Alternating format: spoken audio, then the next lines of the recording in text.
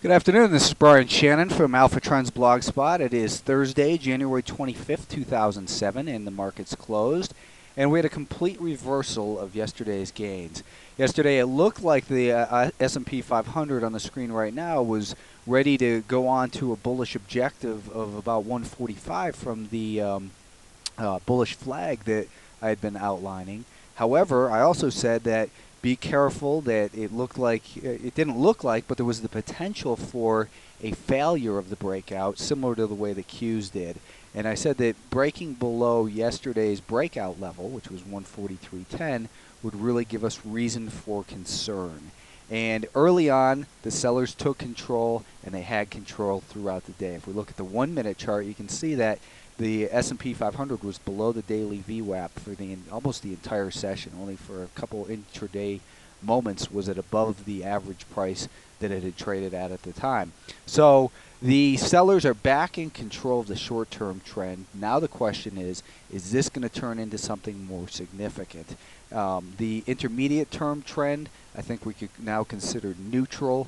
And the longer-term trend, again, I'm going to say that the 50-day moving average is still advancing, so we give it the benefit of the doubt. However, today's sell-off is pretty serious, I think, and it gives us real reason for concern. So be very careful in here. What we've got now to be concerned about is this 142 level. Getting below and staying below that level for more than an hour or so would really put this market on the defensive, and I think that breaking below that level would probably see the market retest this level down near 140.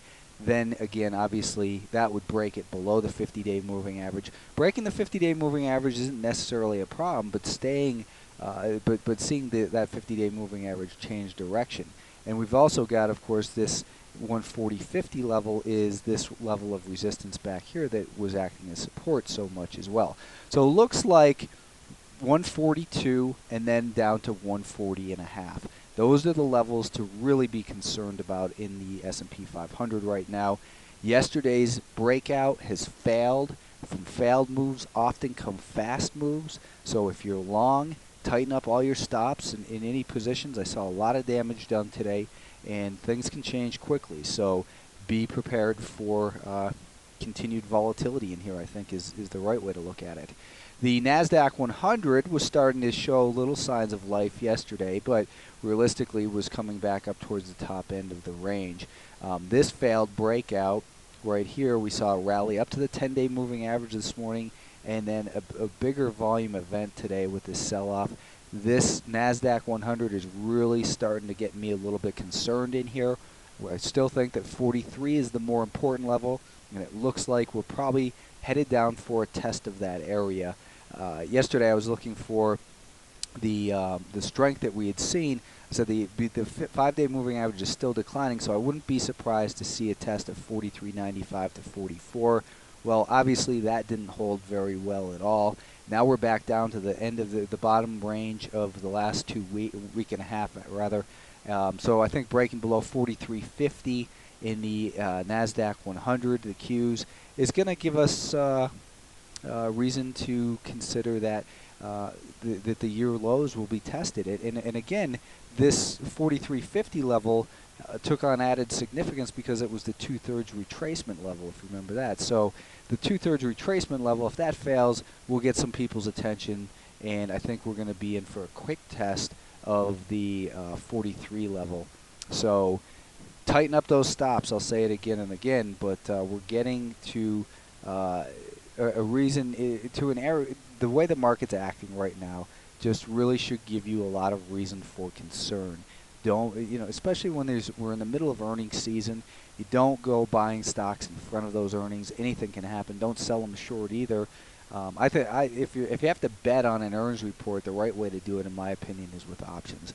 The mid caps failed to hold above 150, and now they're back down to basically the midpoint of this range. Actually, a little bit above it. We tested the midpoint of the range and bounced a little bit in there today. Let's take a look at the 10-minute time frame. You can see at the end of the day, it got again a more powerful bounce than the rest of the market, but still the mid caps were down almost 1%, and down in this 5-day moving average, and back below its little, well, actually, I'm sorry, that's not true. It did hold above this breakout point where we'd seen that rally develop from at 148.5. So I think that just it pays to be cautious in here. And the semiconductors looked like they were breaking out. Like I said, what we were really looking for was a rally up towards that 34.20 is what I've been saying on the daily time frame for an opportunity to get short. Now, I didn't take advantage of it because I don't like to fade the strength when we see it like that. However, if you are somebody who likes to fade the strength when it shows signs of reversing, there could have been a good trade in here in the semis today. Right now it's back down to the level where it's found a little bit of support recently.